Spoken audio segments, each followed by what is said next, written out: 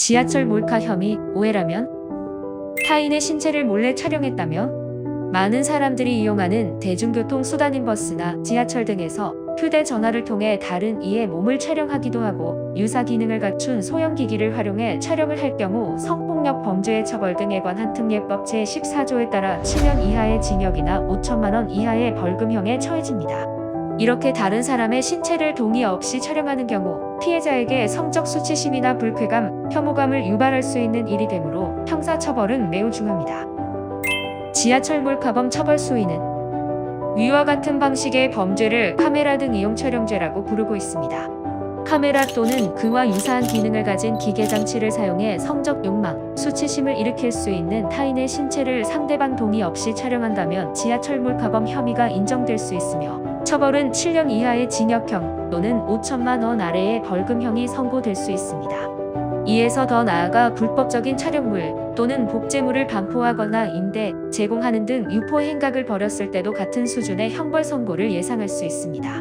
인터넷 등 정보통신망을 통해 유포한 경우에는 가중된 처벌이 내려질 것이며 3년 이상의 유기징역으로 처분을 받게 됩니다.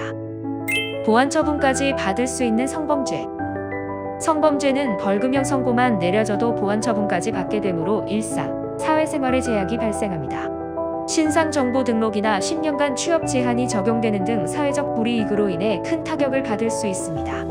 500시간 내 성교육 이수, 비자 발급 제한 등의 상당한 타격을 받게 되므로 지하철 몰카범 혐의를 받게 되었다면 적극적으로 사건을 해결할 수 있도록 나서야 합니다. 오해로 인한 신고를 당했다면? 단지 풍경 사진을 찍고자 스마트폰을 들었다가 오해받게 되는 경우도 있고 게임을 하거나 인터넷을 하던 찰나에 의심받게 되기도 합니다. 우연히 휴대전화의 화면에 버튼이 눌러져 찍히게 되어 흐릿하게 나오는데도 가까운 인물의 신체 일부가 찍히는 바람에 신고당하는 경우도 있습니다. 의도적으로 하지 않았음에도 지하철 몰카범 혐의를 받게 되었다면 어떻게 해야 할까요? 현장에서 현행범으로 체포된다면 휴대전화 등을 증거자료로 압수당할 수 있으므로 불이익 발생의 위험성이 큽니다. 진정 억울한 입장이라면 무혐의를 주장할 수 있도록 충분한 대비를 해야 합니다. 이를 입증하기 위하여 근거를 마련해야 하고 자신이 성범죄를 벌일 의도가 없었다는 점, 고의로 촬영한 것이 아니라는 사실 등을 증명해야 합니다. 사례를 통해 알아보는 지하철 몰카범 법적 대응책. 대학생 A씨는 몰카를 찍은 것으로 오해받아 곤란한 상황에 처했습니다. 퇴근 시간이었고 지하철은 매우 붐볐는데요. 스마트폰을 통해 인터넷을 하던 중 주변의 사람들로 인해 팔을 치켜들게 되었는데 앞에 있던 여성은 본인의 신체 부위를 촬영하는 것으로 오해했던 것입니다. A씨는 현행범으로 체포되었고 스마트폰을 제출하게 되었습니다. 당당했던 A씨는 쉽게 귀가할 수 있으리라 예상했지만 그럴 수 없었으므로 결국 법적 조력을 받기로 하였습니다.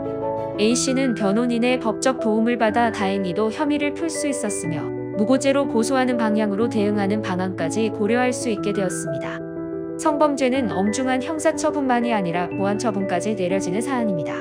적극적으로 해결해 가는 데 집중해야 하며 증거를 갖춰야 하기에 법적 조언은 반드시 선행되어야 합니다.